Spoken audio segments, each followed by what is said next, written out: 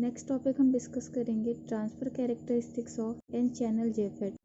तो यहाँ पर ट्रांसफ़र कैरेक्टरिस्टिक्स की हेल्प से एन चैनल जेफेट में drain current and gate source voltage के बीच में रिलेशनशिप देखा जाता है।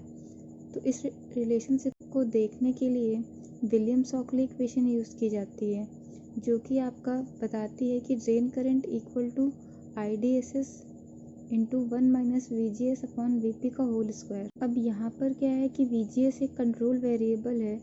जब हमने कैरेक्टरिस्टिक ड्रॉ की थी इसकी, तो VGS को ही वेरी कराया था एंड VGS की वैल्यू को वेरी करके, क्योंकि एन चैनल जेफेट है, तो यहाँ पर हमने क्या किया था, एक बार VGS को 0 पुट किया था केस 1 में एंड केस 2 में VGS को निगेटिव रखा था एंड और उसको धीरे धीरे निगेटिव करते गए थे।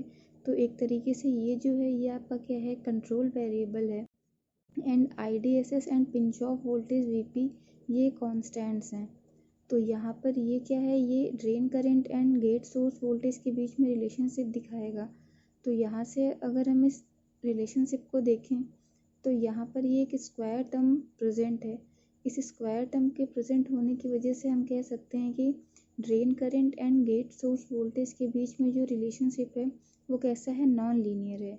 तो यहाँ पर drain current and gate source voltage के बीच में एन चैनल जेफेट के लिए जो रिलेशनशिप है वो कैसा है, नॉन लीनियर है, क्योंकि यहाँ पर ये स्क्वायर टर्म प्रेजेंट है। अब अगर हम यहाँ पर VGS की वैल्यू को वेरी करें तो ड्रेन करंट का क्या बिहेवियर होगा उसको देखते हैं। तो यहाँ पर ड्रेन करंट के बिहेवियर को देखने के लिए हम ट्रांसफ़र कैरेक्टरिस्टिक देखते हैं। यहाँ पर ट्रांसफ़र कैरेक्टरिस्टिक है ये एन चैनल जेफेट का, जो कि ड्रॉ किया गया है ID drain current and gate source voltage के बीच में। यहाँ पर गेट सोर्स वोल्टेज को नेगेटिव में ड्रॉ किया गया है, क्योंकि एन चैनल जेफेट के लिए जो पिंच ऑफ वोल्टेज होता है वो नेगेटिव में होता है, इसलिए यहाँ पर हमने VGS को नेगेटिव में ड्रॉ किया है। तो यहाँ पर ये क्या है, ये ट्रांसफ़र कैरेक्टरिस्टिक्स है of N channel JFET. N channel JFET के लिए ट्रांसफ़र कैरेक्टरिस्टिक आपकी ये है। यहाँ पर जैसे जैसे ये गेट सोर्स वोल्टेज बढ़ाया जा रहा है उस तरीके से आपका ड्रेन करंट क्या है वो धीरे धीरे डिक्रीज़ कर रही है। अब अगर हम रिलेशनशिप के अकॉर्डिंग देखें, VGS अगर हमारा 0 पुट कर दिया जाए, यहाँ पर VGS 0 है, अगर ये क्या है आपका x एक्सिस है, इस x एक्सिस पर VGS को ड्रॉ किया गया है एंड y एक्सिस पर ड्रेन करंट को ड्रॉ किया गया है, जो कि मिली एम्पेयर में होगी एंड ये वोल्ट्स में होगा। तो यहाँ पर जो VGS को 0 वोल्ट्स रखा गया है, तो 0 वोल्ट्स पर जो ड्रेन करंट है वो IDSS के इक्वल है या फिर ये एक मैक्सिमम वैल्यू है। यहाँ पर हम देख रहे हैं कि गेट सोर्स वोल्टेज 0 है एंड इस गेट सोर्स वोल्टेज पर जो ड्रेन करंट है वो मैक्सिमम है। मैक्सिमम मतलब IDSS के इक्वल है। इसको हम कैरेक्टरिस्टिक से देख रहे हैं तो भी हमें दिख रहा है कि जो गेट सोर्स वोल्टेज को 0 करने पर ड्रेन करंट मैक्सिमम है, IDSS के इक्वल है। इसी चीज़ को अगर इस रिलेशनशिप से देखें, विलियम्स-शॉकली इक्वेशन से देखें, तो यहाँ से भी अगर हम VGS को 0 पुट कर देंगे तो VGS को 0 पुट करने का मतलब क्या है कि ये टर्म आपका कैंसिल हो जाएगा। तो यहाँ पर जो ड्रेन करंट है वो IDSS के इक्वल हो जाएगी। दैट मीन्स कि VGS इक्वल टू 0 पुट करने पर ड्रेन करंट मैक्सिमम हो जाएगी, जो कि इस ग्राफ से भी दिखाई पड़ रहा है। नेक्स्ट कंडीशन अगर हम यहाँ पर देखें, इस ट्रांसफ़र कैरेक्टरिस्टिक्स के अकॉर्डिंग नेक्स्ट जो कंक्लूजन निकल रहा है वो क्या निकल रहा है, अगर गेट सोर्स वोल्टेज को पिंच ऑफ वोल्टेज के इक्वल कर दिया जाए, यहाँ पर पिंच ऑफ वोल्टेज हम क्या ले रहे हैं, मैग्नीट्यूड में ले रहे हैं, इसलिए पॉजिटिव हो जाएगा। यहाँ पर ये जो -VP है ये पॉजिटिव हो जाएगा क्योंकि मैग्नीट्यूड ले रहे हैं, मॉड वैल्यू ले रहे हैं पिंच ऑफ वोल्टेज की। तो जब गेट सोर्स वोल्टेज को पिंच ऑफ वोल्टेज के इक्वल कर दिया जाए तो उस टाइम पर जो ड्रेन करंट है वो इक्वल टू 0 हो जाएगा। तो यहाँ से देखें कि जब हमारा gate source voltage pinch off voltage के इक्वल हो गया इस पॉइंट पर, ये आपका क्या है, पिंच ऑफ वोल्टेज है। जब gate source voltage pinch off voltage के इक्वल हो गया है उस कंडीशन पे ड्रेन करंट क्या है, 0 है। तो ट्रांसफ़र कैरेक्टरिस्टिक से भी दिख रहा है कि जब gate source voltage pinch off voltage के इक्वल है तो ड्रेन करंट 0 है। एंड इसी चीज़ को अगर हम विलियम्स-शॉकली इक्वेशन से देखें तो शॉकली इक्वेशन भी हमें यही बता रहा है कि जब गेट सोर्स वोल्टेज को VP के या फिर पिंच ऑफ वोल्टेज के इक्वल पुट करेंगे तो VGS equal to VP put करेंगे तो VP अपॉन VP हो जाएगा, मतलब कि ये दोनों कैंसिल आउट हो जाएंगे। तो 1 - 1 क्या हो जाएगा, 0 हो जाएगा। एंड जब ये पूरा टर्म कैंसिल आउट हो जाएगा 1 - 1 = 0, तो 0 multiplied by RDSS is equal to 0, then in that case drain current जो हो जाएगा वो 0 हो जाएगा जब VGS को VP के इक्वल पुट कर दिया गया। उस केस में ये पूरा टर्म कैंसिल आउट हो जाएगा, 0 हो जाएगा and 0 multiplied by this factor is goes to 0, तो ड्रेन करंट क्या हो जाएगा, 0 हो जाएगा। इसका मतलब कि इस विलियम्स-शॉकले इक्वेशन से भी VGS को VP के इक्वल करने पर, गेट सोर्स वोल्टेज को पिंच ऑफ वोल्टेज के इक्वल करने पर ड्रेन करंट 0 हो जाएगा, जो कि ट्रांसफ़र कैरेक्टरिस्टिक से भी दिख रहा है। नेक्स्ट अगर हम जेफेट के पैरामीटर्स की बात करें तो जेफेट का जो पैरामीटर है, हमने जो लास्ट लेक्चर में ड्रॉ किया था कैरेक्टरिस्टिक्स, जब हम लोगों ने ट्रांजिस्टर्स पढ़े थे, जब ट्रांजिस्टर्स के केस में हमने कैरेक्टरिस्टिक्स ड्रॉ की थी, तो उस केस में हमने उस कैरेक्टरिस्टिक्स से कुछ पैरामीटर्स निकाले थे, कुछ पैरामीटर्स हमें मिले थे। उसी तरीके से जेफेट के केस में भी कुछ पैरामीटर्स हमें ऑब्टेन होंगे कैरेक्टरिस्टिक्स से, जेफेट के कैरेक्टरिस्टिक्स से। तो यहाँ पर जो पहला पैरामीटर है वो ट्रांसकंडक्टेंस है, जिसको GM से डिनोट किया जाएगा। ट्रांसकंडक्टेंस की वैल्यू क्या होगी, change in drain current upon change in gate source voltage at the constant of drain source voltage. जब ड्रेन सोर्स वोल्टेज को कांस्टेंट रखा जाएगा तो जो रेशियो होगा change in drain current and change in gate source voltage, वो आपको transconductance देगा। GM आपका क्या है, जेफेट के लिए पहला पैरामीटर है जो कि ट्रांसकंडक्टेंस होगा जेफेट का। नेक्स्ट पैरामीटर है ड्रेन रेजिस्टेंस, RD से डिनोट किया जाता है।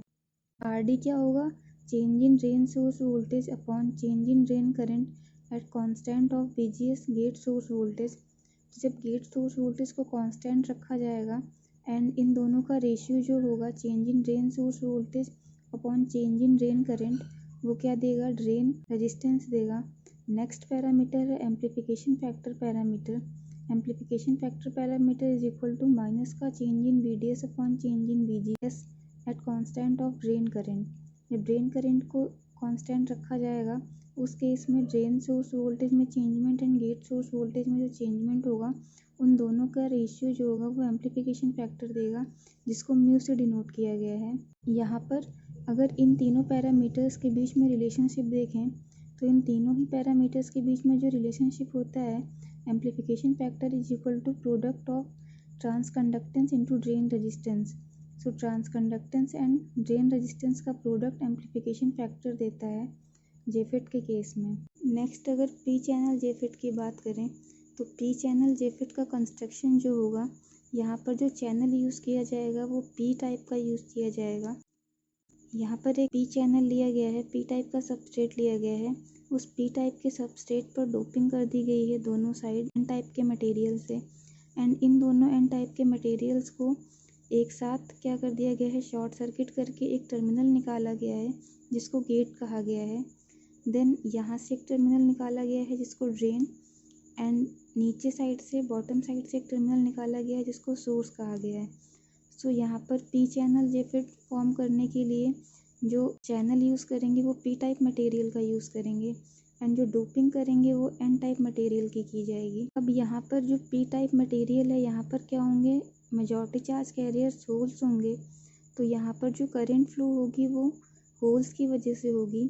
इसीलिए कहा जाता है कि जो जेफेट है वो यूनिपोलर जंक्शन डिवाइस होती है, क्योंकि यहाँ पर जो करंट का फ्लो होता है वो किसी एक चार्ज कैरियर की वजह से होता है, या तो इलेक्ट्रॉन्स की वजह से होगा या फिर होल्स की वजह से होगा। पी चैनल जेफेट के केस में जो करंट का फ्लो होगा वो होल्स की वजह से होगा, मतलब मेजॉरिटी चार्ज कैरियर यहाँ पर होल्स होंगे, तो इसकी वजह से यहाँ पर करंट का फ्लो होगा, इसलिए इसको यूनिपोलर जंक्शन डिवाइस कहा जाता है। एंड इसी तरीके से एन चैनल जेफेट के केस में जो करंट का फ्लो होगा वो इलेक्ट्रॉन्स की वजह से होगा, क्योंकि एन चैनल जेफेट के केस में जो मेजॉरिटी चार्ज कैरियर्स होंगे वो इलेक्ट्रॉन्स होंगे, तो वहाँ पर इलेक्ट्रॉन्स की वजह से करंट का फ्लो होगा।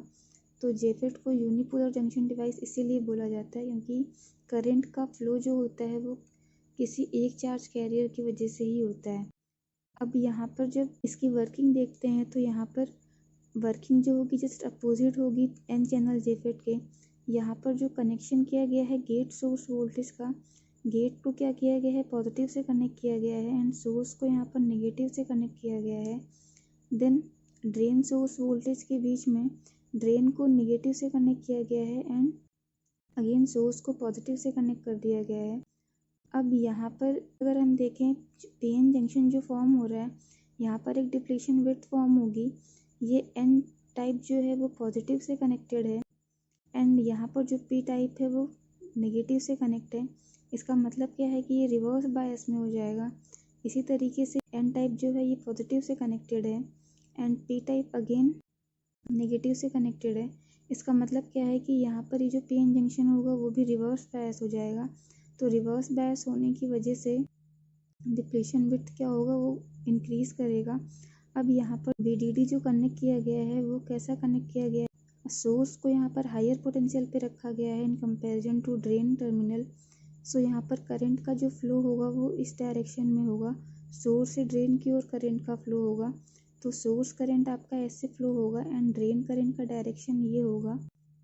अब यहाँ पर जो चार्ज कैरियर्स हैं वो क्या होंगे, इस तरीके से मूव करेंगे, करंट आपका इस तरीके से फ्लो होगा।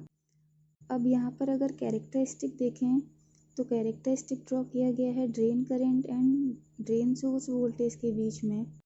अब यहाँ पर जो पिंच ऑफ वोल्टेज है, या फिर एक तरीके से हम कहेंगे कि pinch off voltage P channel JFET के लिए कैसा होता है, पॉजिटिव होता है।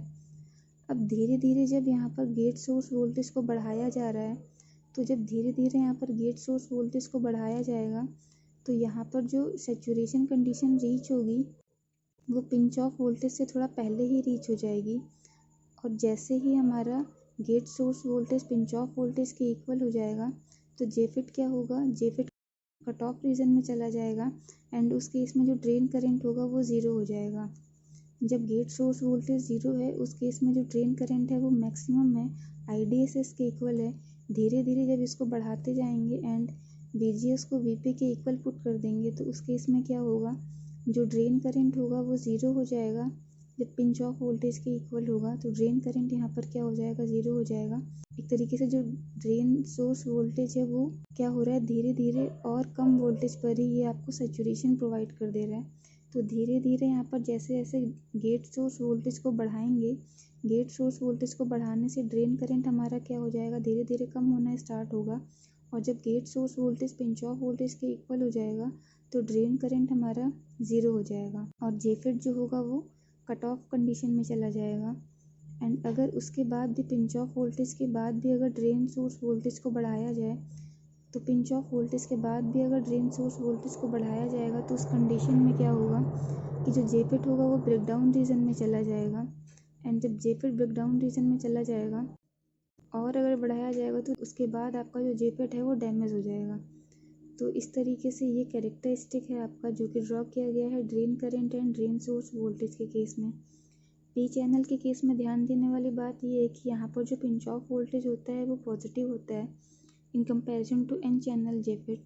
एन चैनल जेफिट के केस में जो पिंच ऑफ वोल्टेज था वो नेगेटिव था, बट पी चैनल जेफिट के केस में जो पिंच ऑफ वोल्टेज होता है वो पॉजिटिव होता है।